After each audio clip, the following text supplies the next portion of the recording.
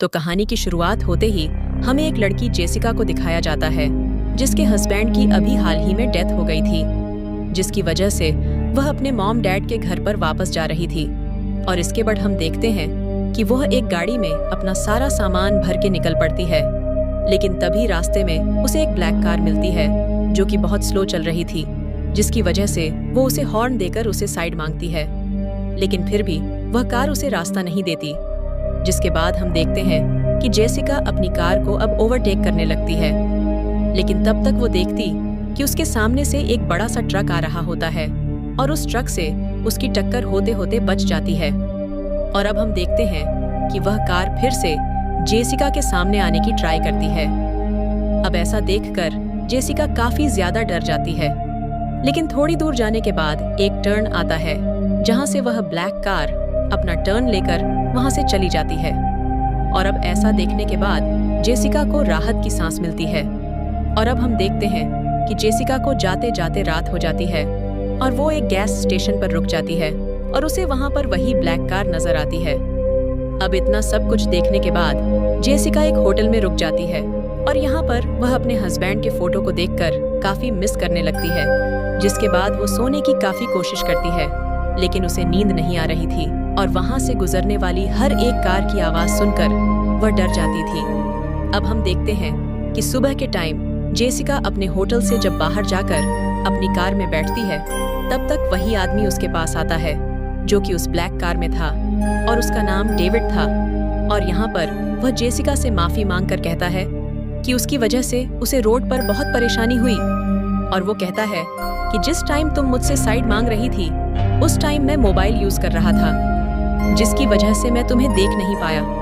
और फिर बाद में उसे कहीं जल्दी पहुंचना था, जिसकी वजह से उसने टेक आउट करने की कोशिश की। अब इसके बाद हम देखते हैं कि वो आदमी वहां से इतना कहकर चला जाता है और अब जेसिका अपने सफर पर वापस निकल पड़ती है। और अब वहां से जेसिका के काफी आगे निकल जाने के बाद वो आदमी रास्ते में उसे फिर से मिल जाता है और उस आदमी को दोबारा से देखकर जेसिका बहुत घबरा जाती है। और वो आदमी उसके पास आकर बताता है कि उसकी गाड़ी अब खराब हो चुकी है, जिसकी वजह से वह जेसिका से थोड़ा लिफ्ट मांगता है। लेकिन जेसिका उसे यह कहते हुए मना कर देती है कि उसे जल्दी से कहीं पहुंचना है और उसे मना करके फौरन वहां से निकल जाती है।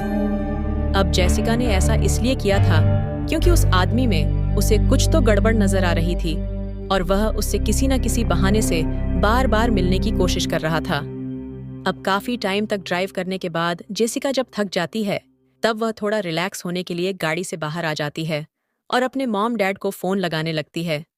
लेकिन तब तक वह देखती है कि वो आदमी फिर से वहीं पर आ चुका है और उसे इस बार देखने के बाद वह काफी ज्यादा घबरा जाती है और जल्दी से अपनी कार में बैठकर वहां से निकलने की कोशिश करती है।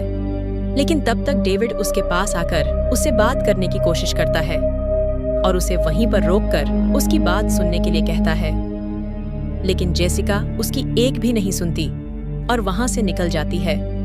और अब रास्ते में उसके पीछे से उसे एक कार आती हुई नजर आती है, जिसकी वजह से वह घबराकर पुलिस को फोन लगा देती है और कहती है कि कोई उसका पीछा कर रहा है।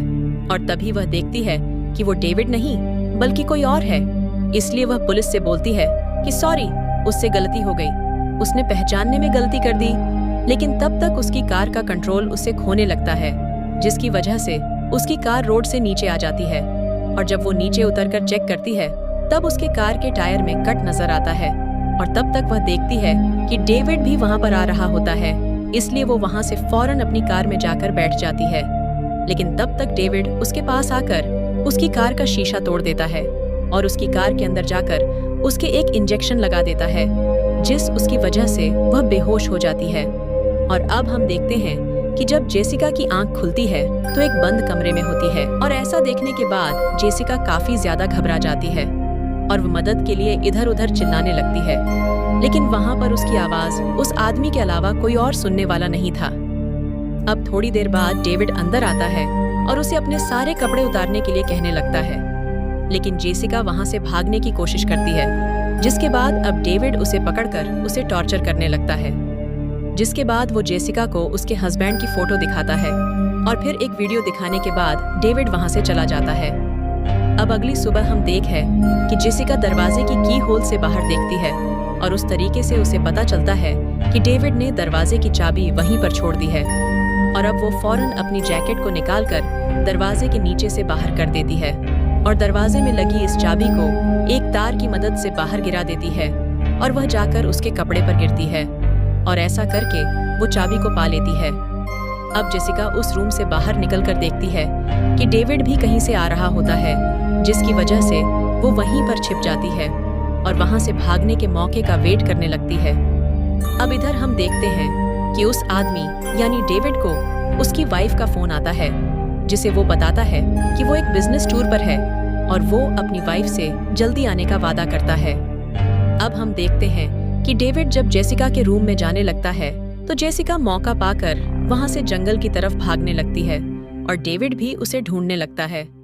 और इधर हम देखते हैं कि जेसिका को भागते वक्त उसके पांव में एक लकड़ी घुस जाती है, जिसकी वजह से उसे काफी चोट आ जाती है। अब इसके बाद हम देखते हैं कि जेसिका वहां से भी भागने के बाद एक नदी के पास आकर पहुंच जाती है और तब तक वहां पर डेविड भी आ जाता है, जिसे देखने के बाद जेसिका नदी में ही कूद जाती है और अब वो पानी के साथ तेजी से बहने लगती है और थोड़ी दूर बहकर जाने के बाद वो कैसे भी करके नदी से किनारे आती है, जिसके बाद अब वो एक लकड़ी का सहारा लेकर आगे बढ़ने की कोशिश करती है।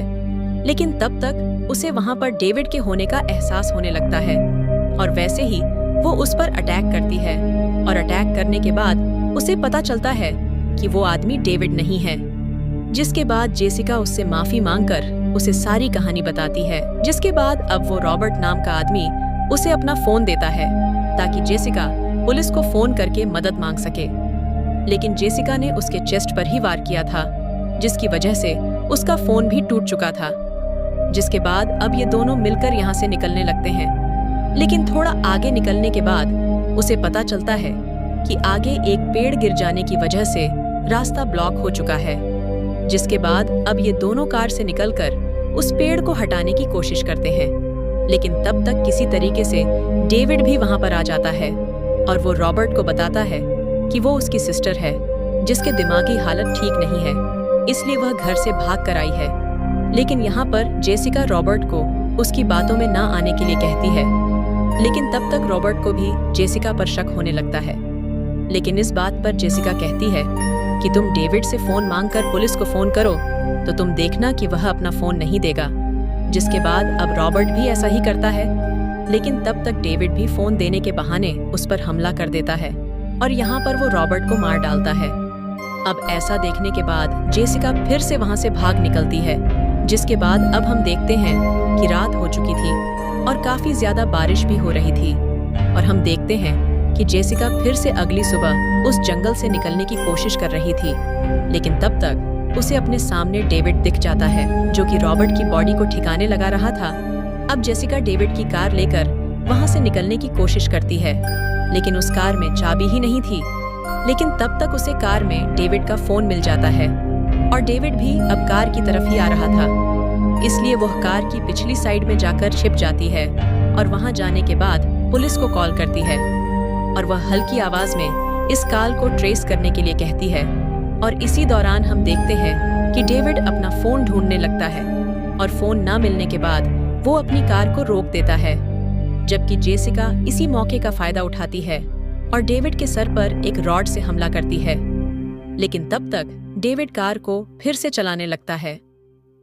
अब इस चलती कार में इन दोनों के बीच काफी जोर की हाथापाई हो जाती है और इस दौरान ये दोनों काफी ज्यादा जख्मी भी हो जाते हैं और इसी वक्त इनकी कार भी क्रैश हो जाती है।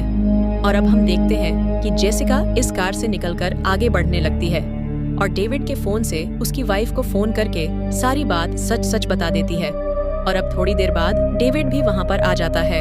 यहाँ पर जेसिका उसका फोन लाउड स्पीकर पर करके उसकी तरफ फेंक है और ये सब कुछ सुनने के बाद उसकी वाइफ भी शॉक्ड हो जाती है। अब डेविड को भी इस बात से काफी ज्यादा गुस्सा आ जाता है और वो फोन को कट करके जेसिका पर हमला करने लगता है, लेकिन जेसिका इस बार उसे काफी बुरी तरीके से पीटती है और आखिरकार वो एक रोड से उसको मारकर उसकी जान ले लेती है।